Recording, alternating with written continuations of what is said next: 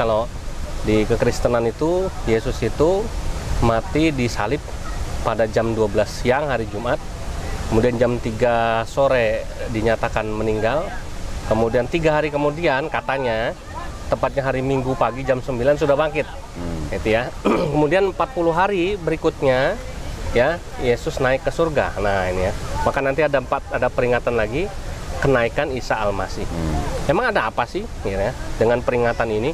Kan ini kan peringatan mereka, ngapain kita ikut campur? Nah, ini yang menarik. Makanya kita Bismillahirrahmanirrahim.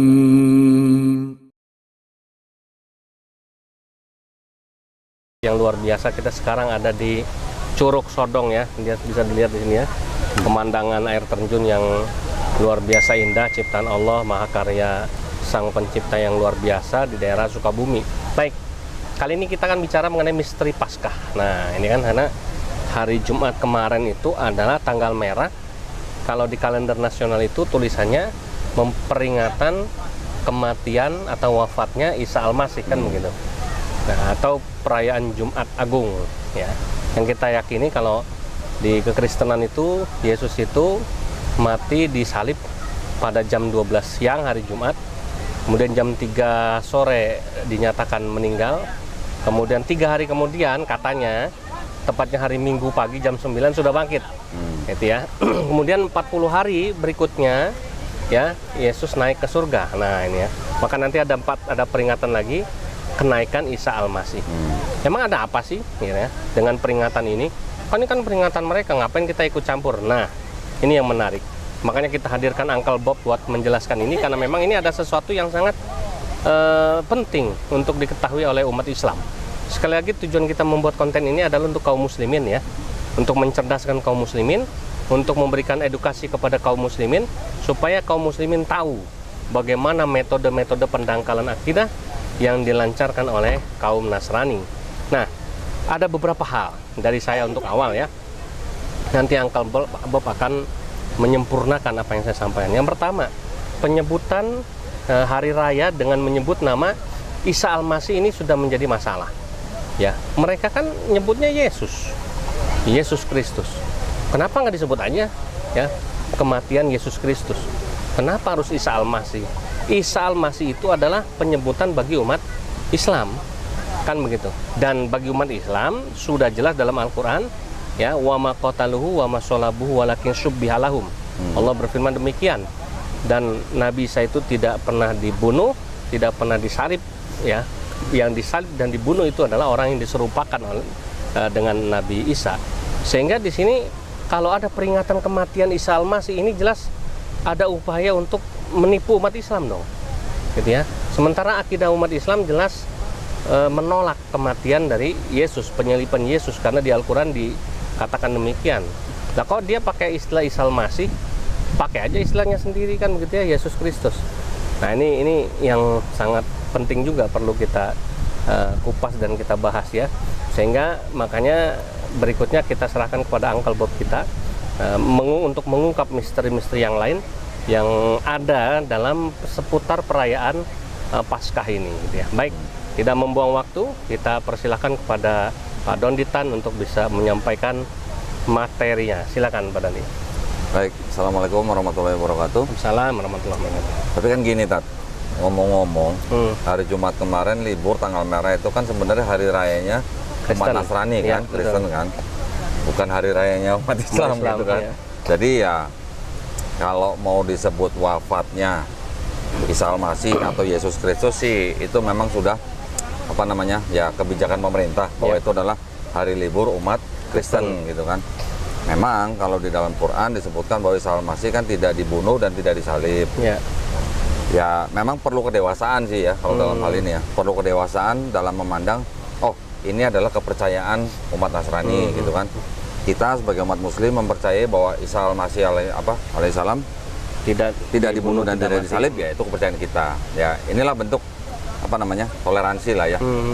Kita tahu, tetapi seperti tadi Pak Ustadz Yusuf katakan bahwa kita perlu tetap membentengi akidah kita ya.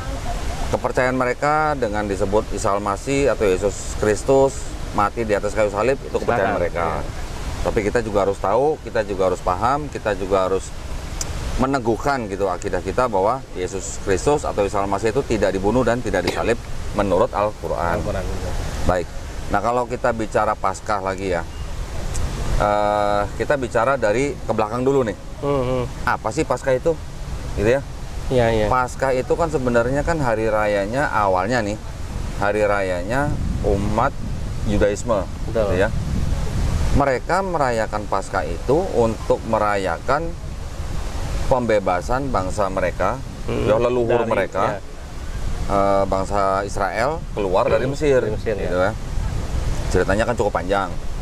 Nah, tetapi kok tiba-tiba umat Kristen ya dari Merubah ya. Nah, umat Kristen dari abad-abad awal itu merayakan Paskahnya untuk memperingati kematian Yesus Kristus di atas Kayu salib. kayu salib. Apa sih koneksinya, apa sih korelasinya apa gitu ya? Antara yang sebenarnya ya. Ya, korelasinya apa gitu. Nah, ternyata begini kurang lebihnya. Kalau bangsa Yahudi atau Israel itu memperingati Paskah, mereka seperti mempunyai tradisi memakan daging domba olahan. Oh, Ya, makan daging domba olahan, kemudian ada lagi nanti roti tak beragi, ya kan? Roti tak beragi itu justru dimakan selama 7 hari loh, 7 hari, 1 ya. minggu tuh ya. Khusus itu mereka tidak boleh makan seperti yang lain gitu. Nah, di dalam teologisme Kristen yang disebut saya tadi dengan domba itu digantikan dengan Yesus, Oh. gitu loh. Yesus menjadi Jadi tumbal itu ya. domba untuk acara Paskah itu gitu. Di mana domba itu dikorbankan untuk menebus dosa manusia. Oh. Ya, jadi ada pergeseran kan?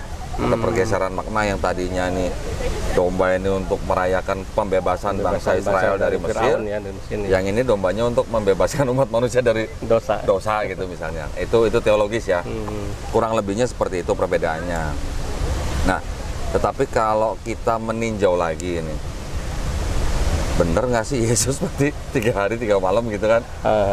Seperti di Matius 12 ayat 38 sampai 40. Waktu itu kan Yesus diminta untuk menunjukkan tanda-tanda atau mujizat. Yesus kan mengatakan bahwa angkatan ini tidak akan mendapatkan tanda-tanda selain daripada tanda Nabi Yunus.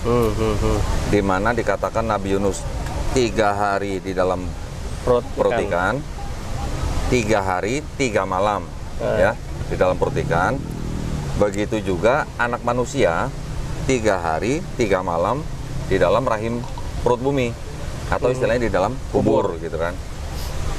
Jadi kalau saya ini mengutip nih ya, saya sangat apa namanya, saya ini fans beratnya almarhum Syekh Ahmed Didat, gitu ya. Karena juga melalui ceramah beliau saya menemukan hidayah dari Allah Subhanahu Wa Taala. Syekh Ahmed Didat waktu itu mengatakan begini, bahwa di Matius 12:38-40 itu Yesus mengatakan tanda-tanda tidak akan diberikan kepada angkatan ini, maksudnya yang mereka yang meminta tanda itu, selain daripada tanda Nabi Yunus. Nabi Yunus ya. Nabi Yunus 3 hari 3 malam di perut ikan, Yesus 3 hari 3 malam di kubur. Nah, terjadinya bagaimana? Yesus disalib, ya menurut Bible disalib. Ada yang bilang jam 12 siang, ada yang bilang jam 12 siang belum disalib, ya kan? Itu aja udah berbeda. Kemudian rata-rata mengatakan bahwa jam 3 Udah mati. dia wafat, ya. Anggaplah jam 3 sore sampai jam 6 sore, anggap nih 1 hari lah, anggap, ya. Berapa tuh 1 hari kan? Satu. Kemudian jam 6 sore umat Yahudi kan memperingati apa namanya Sabat itu kan dari jam 6 sore sampai besok sorenya kan. Jadi kalau jam 3 sore sampai jam 6 sore 1 hari. Jam 6 sore sampai jam 6 pagi berapa?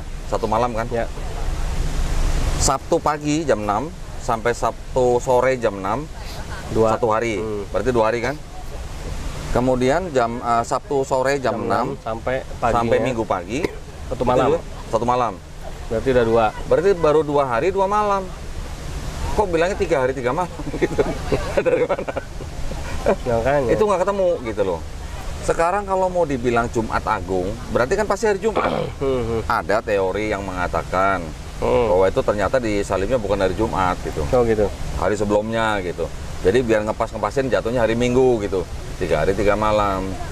Tetapi semua tradisi mengatakan bahwa itu Jumat Agung yang diperingati juga Jumat Agung betul. gitu kan. Jadi kalau Jumat Agung terus maunya hari Rabu atau hari Kamis kan jadi Bukan Jumat Agung. udah beda lagi, udah bukan Jumat Agung lagi gitu kan. Nah, jadi setelah itu kita juga melihat 3 hari 3 malam ternyata kalau hitung dengan diskon tadi yang hari Jumat 3 siangnya sampai 6 ya. itu baru 2 hari 2 malam. Betul. Itu aja udah berbeda gitu. Nah, kemudian konsep memperingati Paskahnya juga berbeda. Yang mana Yahudi memperingati untuk pembebasan umat Israel dari bangsa Mesir, yang ini memperingati Yesus Disalib. mati di atas kayu salib menebus dosa manusia. Gitu. Itu perbedaannya. Nah, kenapa bisa beda seperti itu? Gitu ya. Kira-kira kita pernah pikirin nggak? Bayang Kenapa nggak sih? Kok bisa bergeser bedain? gitu ya? Nah, rupanya kan memang kekristenan itu kan memang dibangun atau tercipta pada zaman mereka hidup di dalam penjajahan Romawi. Ya, betul. Ya kan? Pada zaman masyarakat yang sangat kental dengan penyembahan Pada berhala. paganisme Ya, gitu kan. Betul. Diciptakan pada zaman masyarakat itu semuanya mempunyai konsep misalnya Tuhan turun ke bumi menjadi ikan mati. manusia. Nanti ada Perseus, ada Hercules gitu ya. Yang mana mereka menjadi manusia setengah dewa gitu. Kemudian Tuhan bermanifestasi menjadi manusia, kemudian menjadi juru selamat. Itu semuanya ada gitu loh. Ya. Di ajaran-ajaran Romawi kuno dan Yunani kuno gitu. Apakah mungkin itu adalah transformasi atau pembaharuan gitu? Iya. Dari ajaran-ajaran paganisme itu ditransformasi menjadi ajaran kekristenan. Apakah mungkin kebetulan gitu? Betul. Karena pada faktanya kalau menurut Konsili Nisea yang 325, setelah itu Raja Konstantin itu semacam gini, menyodorkan atau menawarkan kepada rakyat Romawi kuno untuk merayakan Natal pada 25 Desember itu sebagai hari rayanya kelahiran Yesus. Padahal kan selama beberapa lama sebelumnya kan rakyat Romawi kuno itu kan memperingati 25 Desember itu kan bukan untuk kelahiran Yesus, tetapi kan untuk Dewa Matahari. kelahiran Dewa Matahari gitu kan. Nah, jadi ada pergeseran lagi nih, ada transformasi lagi nih, ada perubahan bentuk lagi nih. Modifikasi. Isinya sama, isinya gitu. Core-nya sama, cuman casingnya lah ya, berganti kulit lah ya gitu ya. Nah, kurang lebihnya begitu. Nanti mungkin kalau ada yang bisa saya tambahkan lagi. Iya. Nah, jadi setelah di Romawi kuno sudah berubah bentuk, yang tadinya untuk ini menjadi untuk untuk kematian Yesus atau kelahiran Yesus yang Natal gitu ya. Itu yang menjadi diperkuat dengan politik. Di politik mereka semakin kuat karena mereka bersinergi dengan politik gitu loh. Dengan penguasa. Begitu juga politik membutuhkan mereka untuk menarik simpatik masyarakat. untuk mencari kekuasaan gitu loh. Betul. Ya, kira-kira gitu nanti kalau misalnya ini saya tambahin. Iya, jadi menarik ini ya, bahwa ternyata masih ada ya misteri-misteri lain yang tadi sudah diungkap oleh Uncle Bob kita di seputaran Paskah ya. Baik, sekarang kalau kita mau coba sebagai kaum muslimin ya, sebagai kaum muslimin kita mau jujur pada agama kita, kemudian kita mau betul-betul mendalami agama kita. Setiap perayaan-perayaan yang dirayakan oleh kaum muslimin itu sesungguhnya semuanya itu memang betul-betul kita rayakan sesuai dengan ibaratnya itu standar yang sudah memang dituntunkan oleh baginda Nabi kita Muhammad SAW. Misalnya contoh, orang bilang Idul Fitri ya, bahwa Idul Fitri itu sudah jatuh pada tanggal 1 Syawal. Sebelumnya ada rangkaian ibadah puasa Ramadan yang sebentar lagi kita laksanakan. Itu semua bukan karangan, bukan sejarah tadi ya. Ada berbau modifikasi, berbau transformasi, berbau dengan bercampur baur atau bersinkretisme dengan ajaran-ajaran budaya-budaya sebelumnya. Jadi ini menjadikan kita tambah bersyukur bahwa dan tidak ada, ini merupakan ibadat agama lain kemudian diambil lantas setelah itu dijadikan ajaran perayaan agama dia sendiri ya. Ini kan juga menarik ini ya. Misalnya contoh ibadah kurban saja ya dalam Al-Qur'an. Ya, ini mengenang sejarah Nabi Ismail dan Nabi Ibrahim. Justru orang-orang Yahudi sendiri menghormati ibadah umat Islam kan ya. Kenapa? Karena memang bukan merubah ya, bukan kemudian menyontek gitu ya, memplagiat, tapi memang menyempurnakan. Nah ini nih sesuatu yang tentu berbeda yang harus kita syukuri ya. Sehingga alhamdulillah apapun yang dirayakan oleh kaum muslimin ini betul-betul sesuai dengan perintah dan tuntunan dari Allah dan Rasulnya Muhammad SAW. Dan kita tadi sudah dapat pencerahan bahwa ternyata Paskah itu awalnya adalah ibadatnya orang Yahudi untuk merayakan kebebasan bangsa Israel dari Mesir gitu ya, dari Fir'aun gitu ya, oleh Nabi Musa yang membawanya. Nah ternyata diambil oleh orang-orang Nasrani, dirubah ya, dimodifikasi oleh mereka sebagai hari raya Paskah dengan simbol Yesus sebagai penebus dosa. Wah ini kan sudah sesuatu yang luar biasa.